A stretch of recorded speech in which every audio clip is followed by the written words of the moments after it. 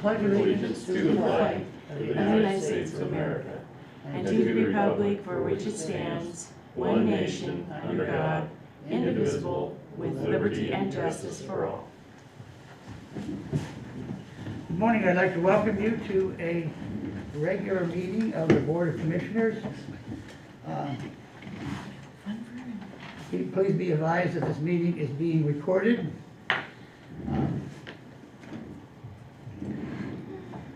We'll begin with awards, recognition, and correspondence. I have a letter from Peace Lutheran Church, actually written to Colton Lawrence, who handled our community rewards program. Dear Colton, please extend our thanks to everyone involved in the community rewards program. We were honored to be selected to receive one of the COVID-19 information grants awarded in Pendleton. We intend to continue to be advocates for vaccinations, as well as continuing to observe the COVID protocols. This grant will help in allowing us to continue these efforts to educate our community in ways to deal with the pandemic. We are proud to be working with you for the good of our community. Sincerely, Carol Doherty, Church Council President. Any other celebrations? I do not. Okay, I would, for the record, like to celebrate the fact we had 85 cases of COVID last week, which is the first time we've been in double digits for a while, so that's exciting. Very. All right. No minutes. Any additions to the agenda? Not for me. I don't believe so. Any input from visitors? All How right. did you know we were talking to you, Megan? All right. We'll go into item 1, vehicle purchases. I will go with that. Good, okay. So when we were purchasing the vehicles, I wanted to be clear. Last meeting we said 30 vehicles. When we actually ordered 60, or we're going to order a total of 60, but we're only going to accept 30. And this is part of the 30 vehicles that we were referring to. This is the pickups. So the last time it was the SUVs. This time it's the pickups. So. And with that, I would make a motion to sign the quotes and return them to Enterprise. Second. All in favor, say aye. Aye. Aye. Okay. Now we have to be careful here, and I'll let you guide us on this, John, that we cancel. I believe we're canceling some and accepting others. Is that right? We are not canceling them yet. We're going to order both of them, and then Oh, okay. I understand that. yeah, Okay. and then we're only going to accept, and we also have it in writing from Enterprise that we will not be penalized for, Okay. and we will not pay for them, nor will we be penalized. Okay, and since you are identified as a lessee, I'll let you sign it. How's that? We don't do there. All right, our second item is Public Works Payable. Actually, our next two items are Public Works Payables. Good morning, Commissioners. Tom Fellows, Public Works Director. The first one I have is a payable for Zumar Industries. This is for signed materials that we had to.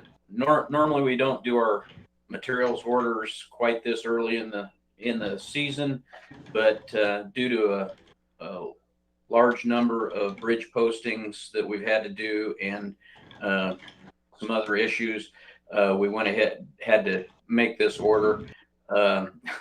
The price of materials went up significantly. Our normal order cycle would have been down around that $2,000 neighborhood, but both we had an increased quantity and then the price went up tremendously on this stuff. So essentially, we need to pay Zumar $6,589.83 for materials. Move to approve payment of signed materials to Zumar Industries in the amount of $6,589.83. Second. All in favor, say aye. Aye. The second item that I have here is for bridge planking. We keep a small quantity of bridge materials on hand so that we can accommodate repairs that just pop up that we don't anticipate. recently we had to redeck a rather large bridge, and this is simply we went out for quotes. Contact was the only quote that we received, and this was for planking that we just need to replace and put back in our stockpile. So the quote's for $30,485. Move to approve purchase of bridge planking from Contact in the amount of $30,485. Oh, second. All in favor, say aye. Aye. Aye. Okay, Thank you, Commissioners. you're welcome.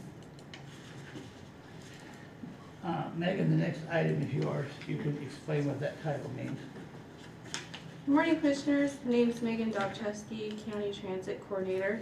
The title is the Rural Veterans Healthcare Transportation Fund. It's a new fund that ODOT has set aside out of the state's STF discretionary funds. They just recently opened up this grant for applications.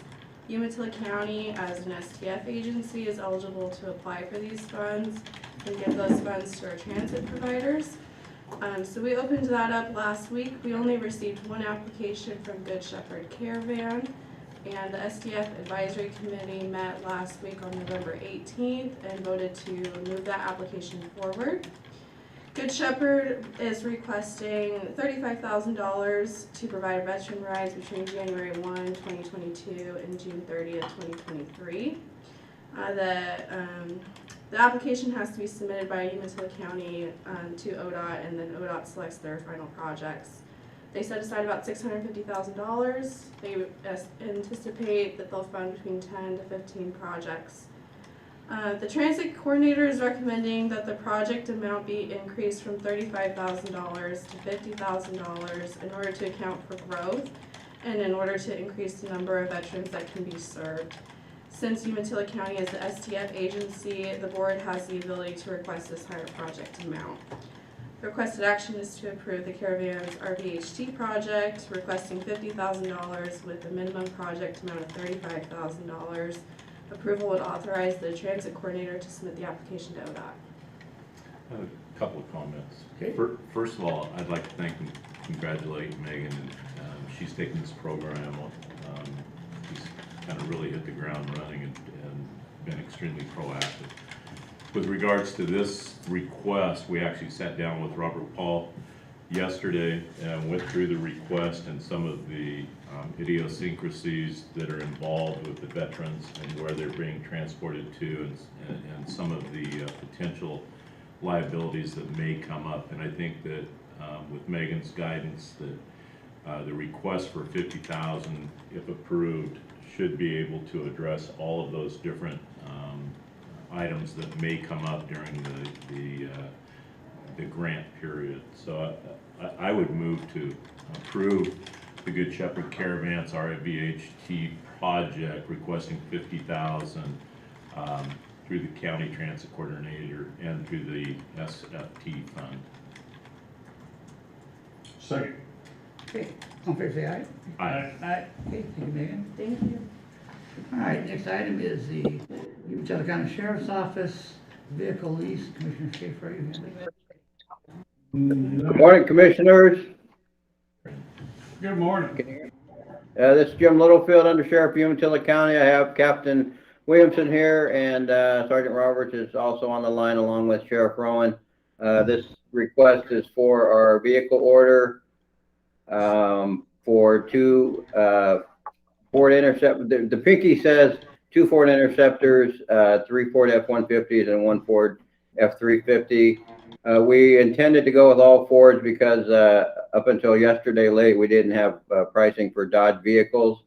So we've since received the pricing for the Dodge vehicles late yesterday afternoon, and they are indeed lower than the quotes for the Ford. So we put some language in the pinky about the pricing for the Dodge vehicles, expecting them to come in lower. So the request amount listed on the pinky will actually be lower since we have received the quotes for the Dodge vehicle. So this is through, of course, Bancor and ERS, the company that we've been dealing with for the last couple of years, I think.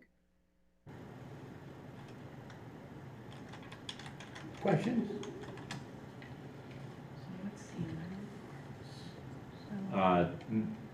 So just to be clear, Under Sheriff, the 80,815 on the lease payment is probably high then? Yes, just from the initial information we received from ERS yesterday, the costs on the Dodge Durangos versus the Ford Interceptors will be about $4,000 less per vehicle. And then the Dodge Ram versus the Ford F-150, the Ram will be about $1,000 less. So that 80,000 will be less once we calculate the entire cost for the Dodge products. Any idea on availability? Is one brand going to be more available than the other, or if we approve this at the full 80,000, does that give you guys the flexibility to be able to replace as quickly as possible? I think we have availability on both, and if Josh has other information directly from ERS, he can chime in, but I think that we have availability on both. We were just waiting for the pricing for the Dodge. We've gone with the Dodge vehicles in the last couple of go-arounds for patrol vehicles. I believe that they are working with our local vendor as much as possible, but availability is sporadic locally versus elsewhere. Thank you. What are you gonna do with the aging vehicles that you're replacing with those? Are those gonna be rotated back to other departments, or what are you gonna do with those? Josh, can you chime in on that? Sure. So we're going to offer them up to the county first. I've talked to Robert Paul. We're compiling a list. We're not quite ready to get rid of them yet, simply because of how long it's taken to get vehicles last year and this year. So we're kind of hanging on to them in case we need them. But when they roll out, we will offer them to the county first. And then the ones that don't go to the county will sell through the program with Bancorp like we did last year. Perfect, that's exactly what I wanted to hear, thank you. I'd move to approve the purchase of the requested vehicles from the Sheriff's Department. I'm not sure how to handle the difference in the money. I'll second that.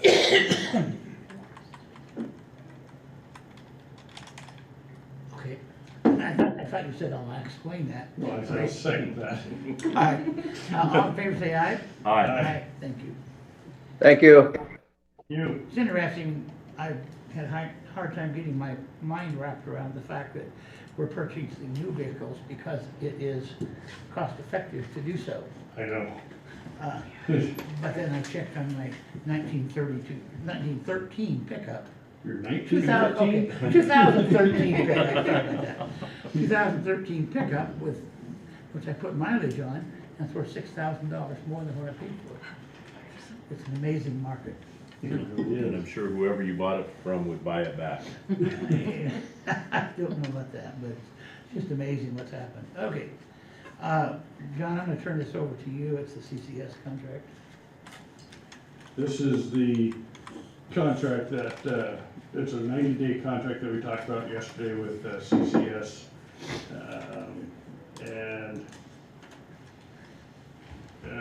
The section for quality assurance has been removed. Again, this is only for a 90-day period. The contract will end 2/20/22, and this will actually allow us to get the electronic health records quickly from it's not Dr. Cloud, it's the other one. Protocol. Protocol? Protocol? No, it's not protocol, it's, He has a document. George has a document. is this the document here? Yeah. Let's see. I don't know if it says. I'm into the name. Yeah, and as soon as, starts with the I think. Integrity? I think that's right. Oh, it's really close to that though. Incredible. That's it. I knew it was close to that. Sounds so. like. Yeah, it sounds like it. So, and that'll get the ball rolling so that the clients will have their electronic health records transferred over to CCS from LifeWoods. And with that, I would move approval of the 90-day contract. I would second it, and I did make some notes on the one I went through last night. There is a couple of spelling errors that probably we should clean up through the process. Okay. We shall do that. All in favor, say aye. Aye. Okay, is there any other comments from commissioners? One thing I would like to do is I'd like to congratulate Sheriff Murdoch on his being elected to the president of the Association of Oregon Counties. That is going to be huge for Umatilla County as well as for the entire state of Oregon, so congratulations. I would definitely second that, and I thought that being my first time through, I thought the ceremony was gracious, and I thought that the reception of Chairman Murdoch as the president was overwhelmingly accepted by all of AOC. Well, thank you very much. Hope I prove up to those No doubt in my comments. mind. All right. Any other comments from the commissioners? Not? We're adjourned. Good Lord.